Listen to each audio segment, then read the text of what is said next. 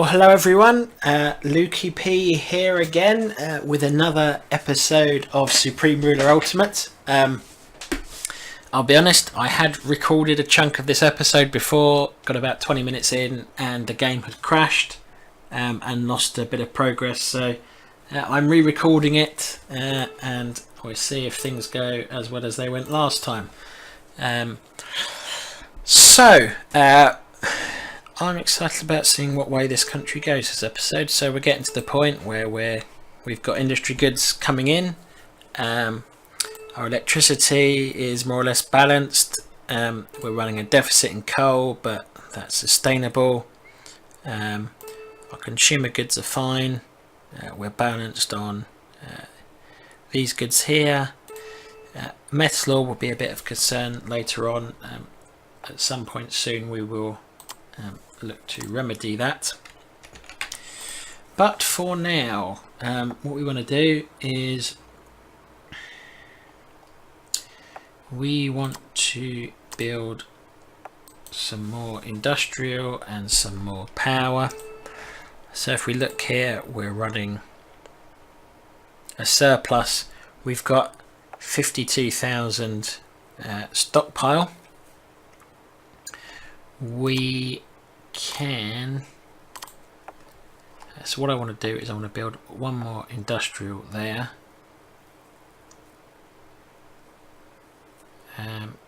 which is 34,000, and then I'll probably want to build an entire square of 6 power, which will be about 120,000-ish. So I'm probably looking at buying 100,000 or so of industrial goods just to give us a little bit spare. So I could buy that off the market. Let's just see quickly if any of our friendly folks are willing to do business with us. Not at anything sensible. We are going to be using the market again, I sense.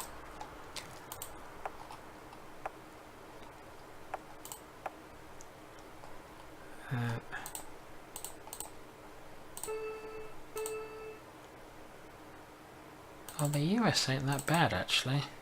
I mean, they want to solicit to more than on the market, but they're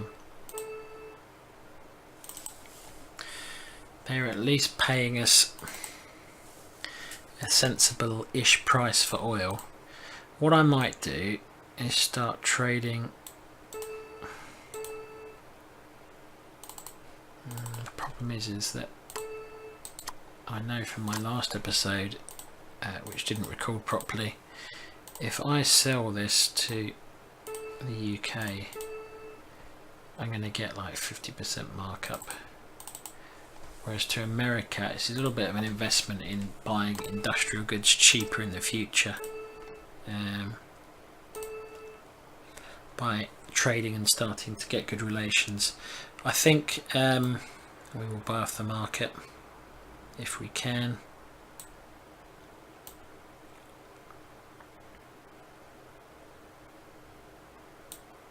So if I buy 100,000 at the market price, it's going to cost me 315 million.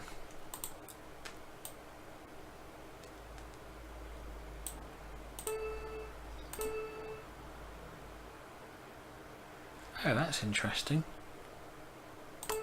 So it's cheaper.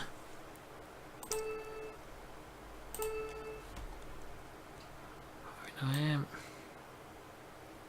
366. So if I manage to get it dead on that, which I can't, so I'm only 20, so that's 315 for 102,000, so 101,306. I think it's actually better to buy it direct from the US, because it will also improve our relationships with them and help us out in the future. So let's go ahead and do that, and then we don't want to also buy these.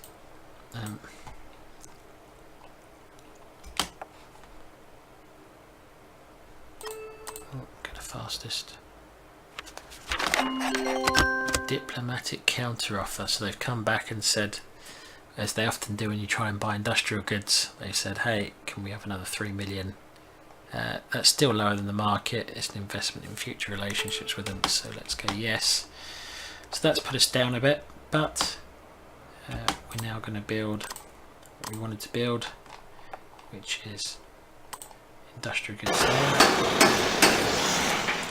and then an entire square of power plants, power coal here. I should say you should check the supplies alright on these squares before you build, but I know that is because A, it's near my capital, and B, I'd just done that on the episode which didn't record. So hey ho, some benefits of episodes being a bit funny.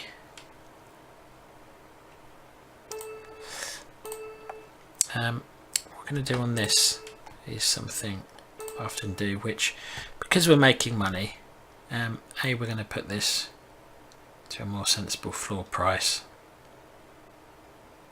We still want to sell it on the market, so that I do. But what I'm going to do is I'm just going to turn down the amount I'm selling direct to the market. And what this will do is this will start increasing our stockpile. And what it does is when you're not selling everything straight to the world market, you get countries approach you and start to make offers. Oh, Roosevelt won his second term. I actually won that a few days ago. Good for him. Domestic prices are too high in consumer goods. Okay. Yeah, that's a bit high. Let's put that there. Okay, so what were we talking about? We were talking about this. So by putting this down, what it does is it will encourage, I suspect in a little while, some countries will start approaching direct via the trade and asking to be able to buy these direct, and they will normally offer a higher price than you would get through the marketplace.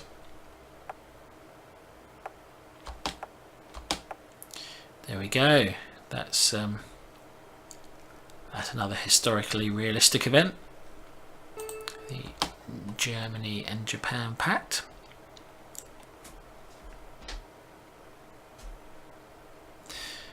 Which was felt to help carve up things into spheres of influence. So here we are. So this is China, who are asking to buy 20 million of consumer goods for 28 million in terms of price. So what's happened here?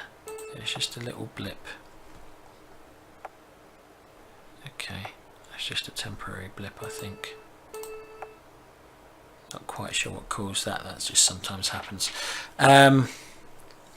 This little exclamation mark means there's a small problem, basically. So we are going to accept that. What I might do off camera at some point is just having seen that situation with the US where it wasn't quite as cheap, or it wasn't quite as cheap to buy off the market as I was expecting it to be. I'm just wondering if actually this value here is the raw production cost, and actually I'm making 8 million of profit on the manufacturing cost rather than 8 million of profit on the market price.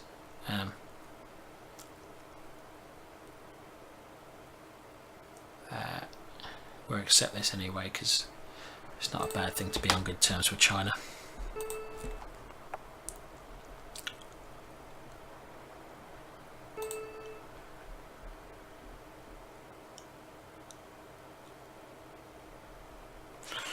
So time is ticking away.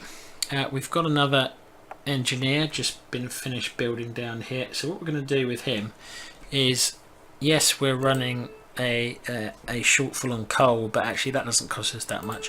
What I'm more worried about is metal ore. That could become a bottleneck quickly because it's needed for industrial goods and consumer goods, both of which we want to ramp up our production for. So what I'm going to do is I'm going to send this charming looking gentleman here with his engineering kit. He's going for a bit of a long walk. So I know my 2 iron ore facilities are up here. I've got a small village here which will help with the supplies. I can build an airbase there, build out some more iron ore in the surrounding area using that airbase to increase the supply and make sure I'm getting a good return. If necessary, I can then wander over there and build some more as well. It also puts me ever so slightly nearer to walking over to our rubber plants, although that's probably a way away yet. So I'm going to start him off walking there because, quite frankly, this poor fella has a long walk. I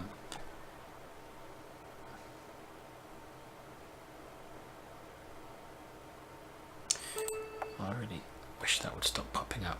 So yeah, you can see he's going to take a long time to get up there, so we might as well set him off. We've already got our 6 engineers here, so that is fine.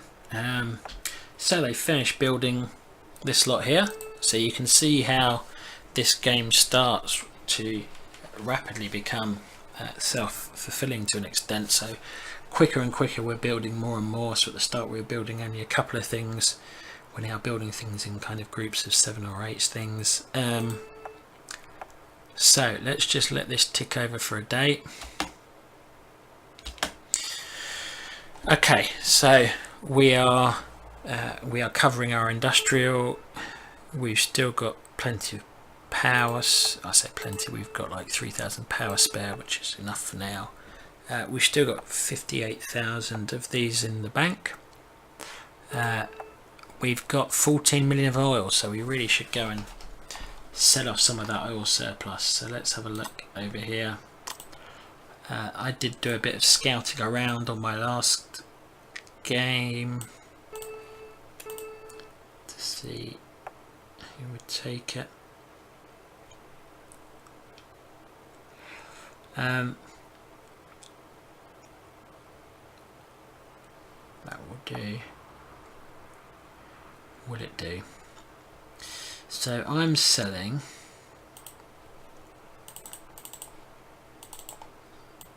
let's get a really small number I can easily do the maths on. So if I'm selling about 10,000,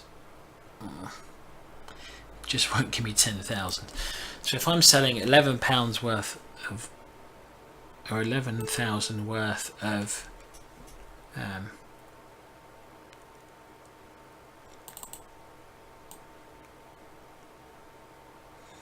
let's see if I can get near to 1 million. It's just not going to quite work. And what I'm trying to do is I'm trying to find an easy amount to do some maths on. So yeah, it's just not going to work. So if I try and sell 102,000, that is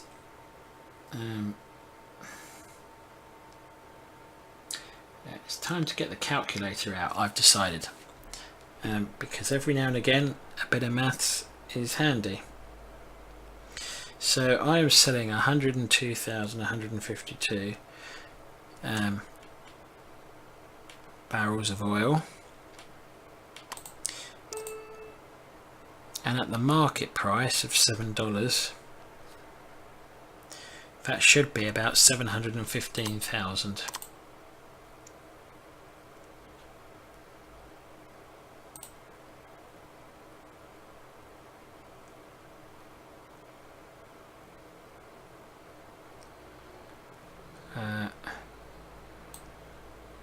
Oh, I switched to agriculture. Wonderful.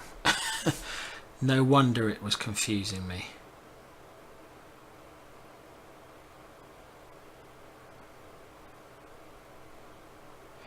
Let's start the maths again. Right, let's go for 1 million because it's easier. So I'm selling just over 1 million barrels of oil.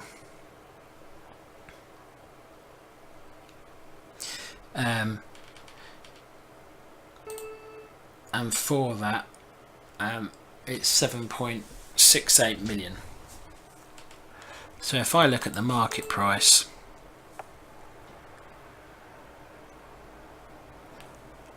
and this is interesting. So this is something I don't think I'd fully appreciated before. So that is the cost of production, not the cost of the market price. So what that means is, in effect here, I'm selling something which is costing me 7-ish million to produce, which is fine, and when they offer me 10 million, that's also including the margin I'd get on the market. So yeah, no wonder I get better prices. So if I sell them 7 million,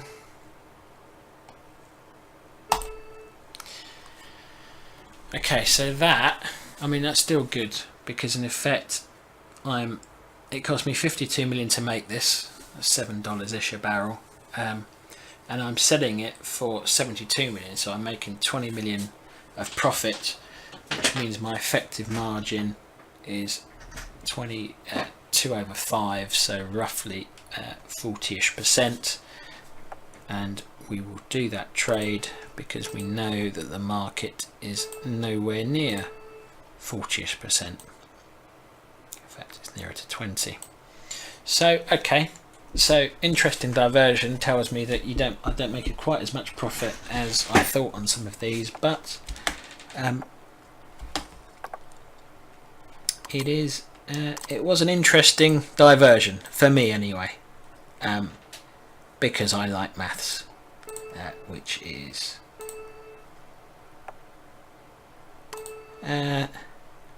nothing to be ashamed of. I actually work in finance, so I should like maths and spreadsheets and all those good things. Okay, what's going on? Alert messages, don't care. Trades, we know about them. Domestic price too high for petroleum. Find the right ones. Yeah, okay, that's over 100%. Let's just knock that down to like 90. There you are. That just popped up because we were looking at it. It tells you when they develop something. So they've developed a armoured reconnaissance car, which I don't think we have yet, but we're not really going to be going to war with them anytime soon, so that doesn't matter. They've got purple rings at the moment around these because that's where oil was made, and we were just looking at, we happen to have clicked on that, looking for the price of oil. If we click on that, it now would highlight coal if we had any. Let's just send all these units back to reserve again. So we'd finish this here, and we were starting to think about what to build next. So we got 62,000. You know, we're building more than we're making more industrial goods, but it's not a massive amount. It's not a massive amount. Supply there looks good at 90. What I probably want to do is build, I think, another couple of industrial plants. Maybe another 4 power stations, and then we may head off and build a bit of coal. Yeah, I think we're going to do that. So that will need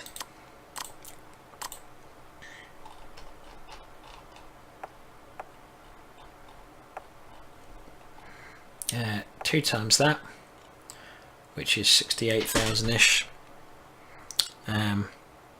plus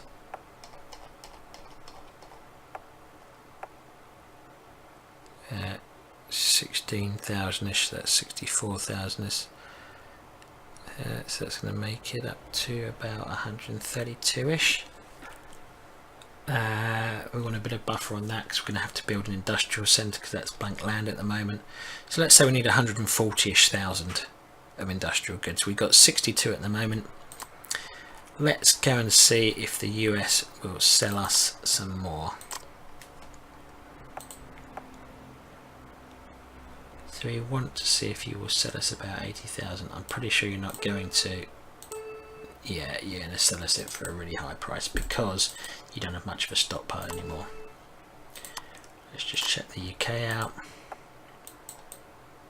Well, let's try. No. But if we ask you for a lot less, no, they still want roughly 50% margins. Germany. Yeah, they're not going to do it either because they'll be short of industrial goods themselves. Yeah, look at that. As you can see the demand on it. So they've made it for 126 million. They want us to buy it for 550 million-ish. So you can see some of the margins you can make when people get desperate. So we're not desperate right now. We can afford to buy off the market, which is what we do. So put it up.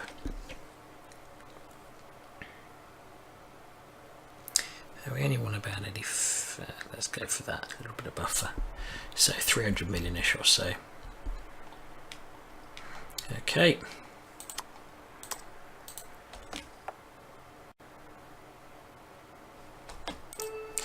Must have spent a bit there because that took our money down. Yeah. What do we got here? Consumer goods. So China are offering to buy 20 million of goods for roughly 30 million. So they're willing to give us a 50% margin, which we will accept. Sometimes it's useful just to check. So the difference between that and that is perfectly enough to cover the 166 tons that China are requesting for the next 30 days. So we will accept that. And that is why, like I said just a little bit earlier in the episode, you'd put that down a little bit, because I don't think that offer would have come in without having some spare, which you weren't selling direct to the market. Okay, so let's build some more industrial goods. So 2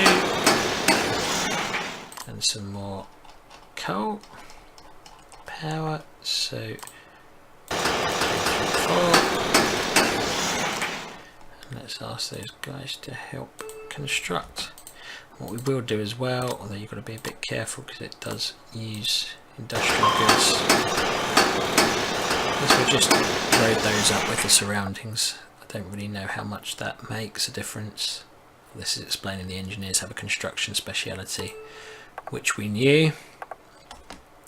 Construction of these various things has begun. Diplomatic exchange with China was successful. Yeah, that little thing you saw pop up saying it's already built, that is the hub in the middle. So when you build on a blank square, it will put an industrial, a military, in fact it's only industrial military hub. You can't actually build urban hubs. I don't really know why it has this menu on the game, to be honest, because you can get most of these elsewhere. So it builds the central hub, which normally takes only 15 days or so to build, so it's quite quick. It's normally the first thing you get built. So this is ticking along nicely. We're still making profit of $1 million a day,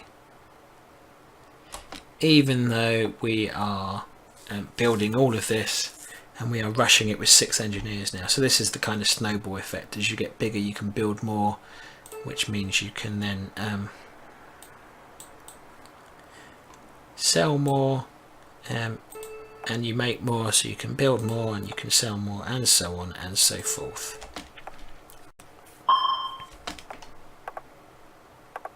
Tips: muting sound and music. Well, we've already muted the music because we didn't know if we had copyright for it, and it's a bit easier for YouTube to put automatic subtitles on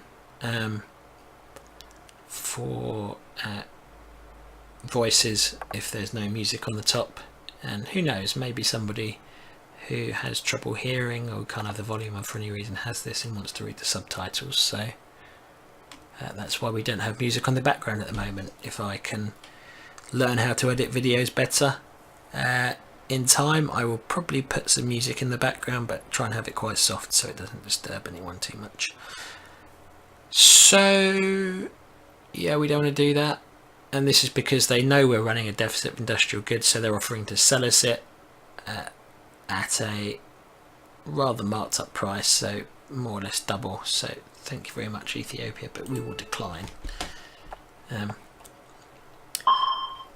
I always have a bit of a soft spot for Ethiopia because in my previous games on Supreme Arena 2020 I used to play with Ethiopia because I thought it was the poorest country in the world, in the middle of Africa, and it was quite a fun country to start with.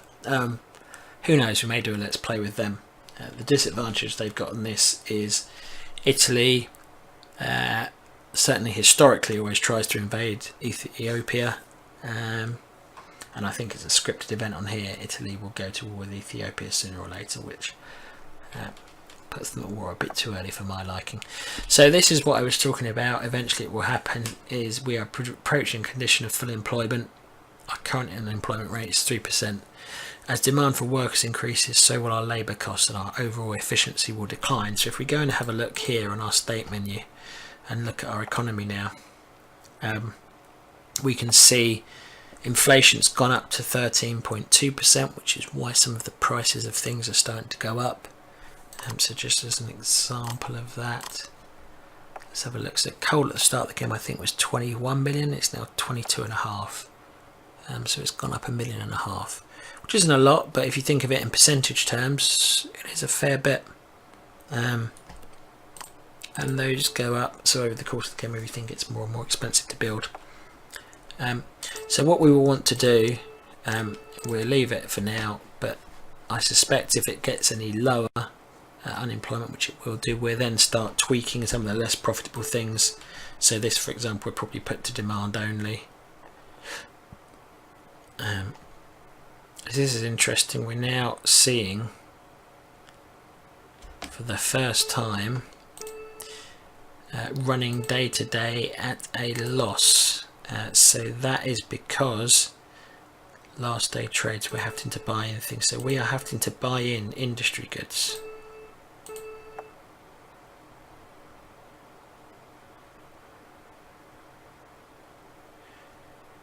Why are we having to buy in industry goods?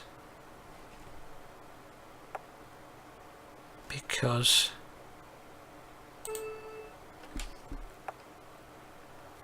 I don't understand why we're having to buy in industry goods. Because we've got a stockpile.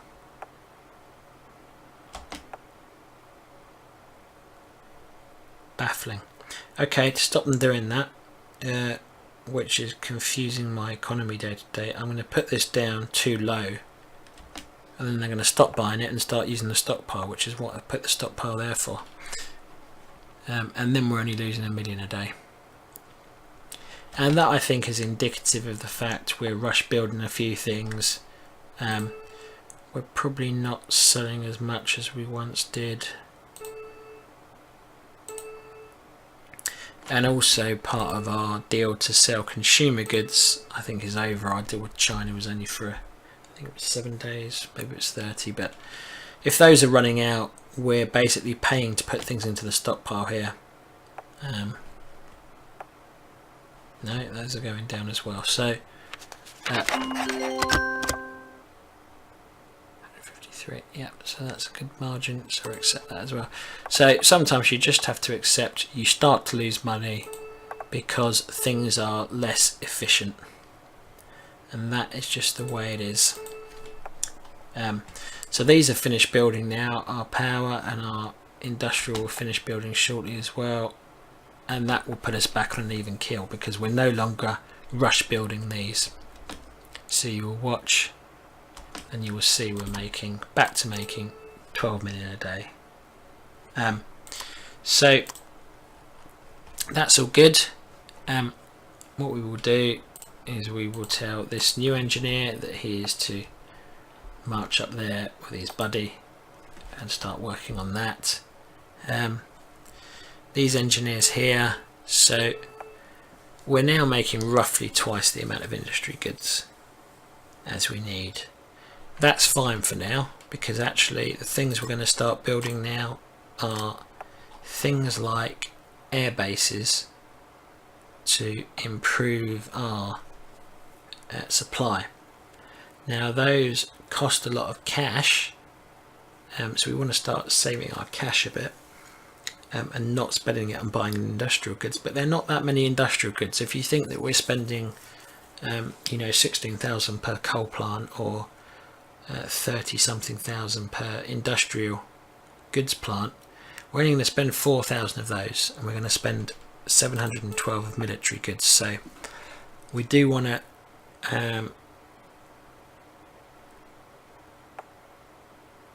actual use military 23. Oh, that's because we've just started building another engineer probably. So we do just want to turn this on briefly and see what's cheaper, the market or our production. We're going to send this guy down here to where the coal is. So we've got coal there and we've got oil there, so we probably want to build a supply point there.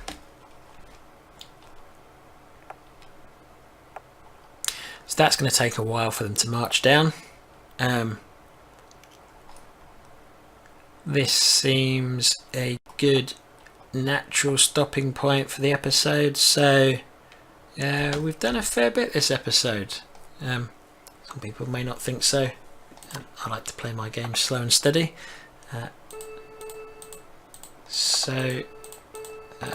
We've entered the year 1937. We've got Brazil to the point where they are comfortably meeting their industrial goods. They no longer have an electricity deficit.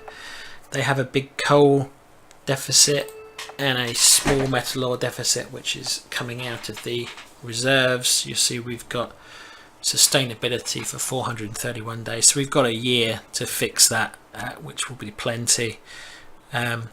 We're starting to get to the point where we need to think about managing our unemployment more carefully. We'll do that at the start of next episode, I think. And yeah, things are going fine. We're making a profit each day. We've got a big stockpile of petrol. Probably should start thinking about spending more on our social services next episode. But that will do it for now. This is Lukey P for Lukey P Gaming. Thank you for watching. If you've got any comments or feedback or questions, please do put them below. I'll be happy to respond to anything you put down there. Also, if you've enjoyed this video and found it useful, please do like the video and subscribe to my channel. So thank you very much for watching, and I will see you all next time.